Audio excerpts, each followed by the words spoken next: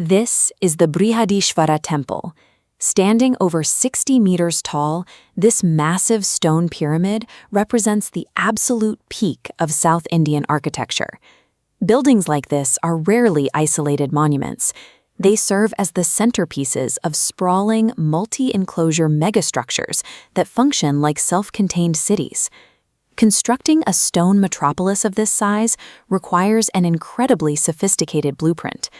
How did South Indian engineers develop the techniques to pull this off?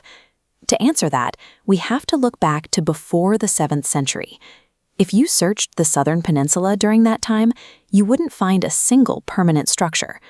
Rulers built their palaces and shrines exclusively using perishable materials, timber, brick, and metal, which quickly decayed in the tropical heat.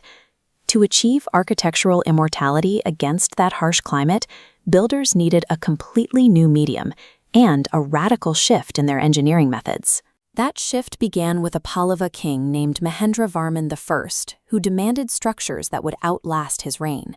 He decreed that his builders abandon wood entirely and begin working with solid granite, the hardest rock available in the region. This image shows the exterior of his first major engineering solution, the mandapa. Instead of building up, his craftsmen dug directly into the face of a granite cliff, hollowing out the rock to create a cave temple. Because they were cutting into the base of a massive rock formation, the remaining stones supported the immense weight of the mountain above it. This forced the engineers to carve unusually short, massive pillars to prevent a total collapse. Carving a usable room out of a solid cliff was a staggering display of brute force. Yet these early cave temples were merely prototypes for the architectural leap that was about to follow.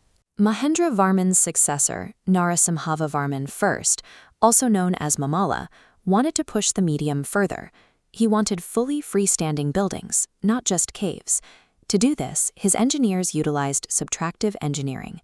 Finding massive granite boulders, they visualized a complete structure hidden inside. Unlike traditional building, they started at the very top. They chiseled away the roof first, removing stone layer by layer down to the base. This image shows the final result, the Pancha Rathas. These are exact full-scale copies of structural temples, complete with complex roofs and pillars, but each one is sculpted from a single, unbroken block of stone. As their engineering grew more precise, so did their artistry. Here, in the sprawling bas-relief of Arjuna's Penance, we see how craftsmen manipulated hard granite to render incredibly complex, lifelike storytelling scenes.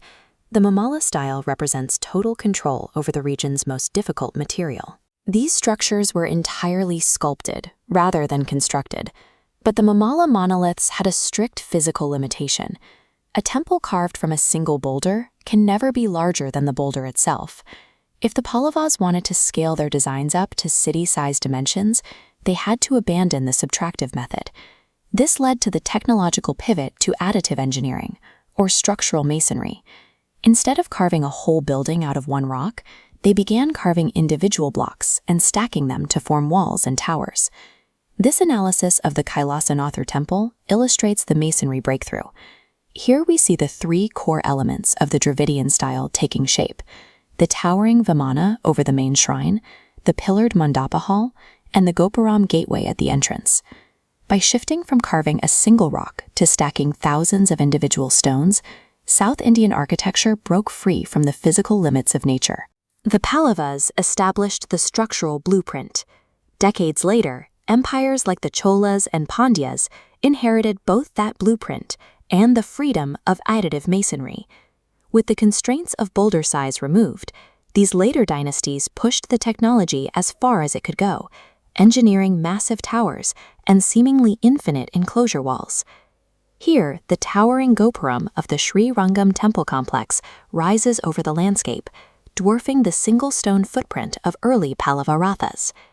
This image shows the final evolutionary stage of this architecture: sprawling, concentric, multi-enclosure megastructures operating as vibrant, self-contained cities. Every towering temple metropolis in South India owes its existence to those early Pallava kings and their initial, impossible quest to conquer a single piece of granite.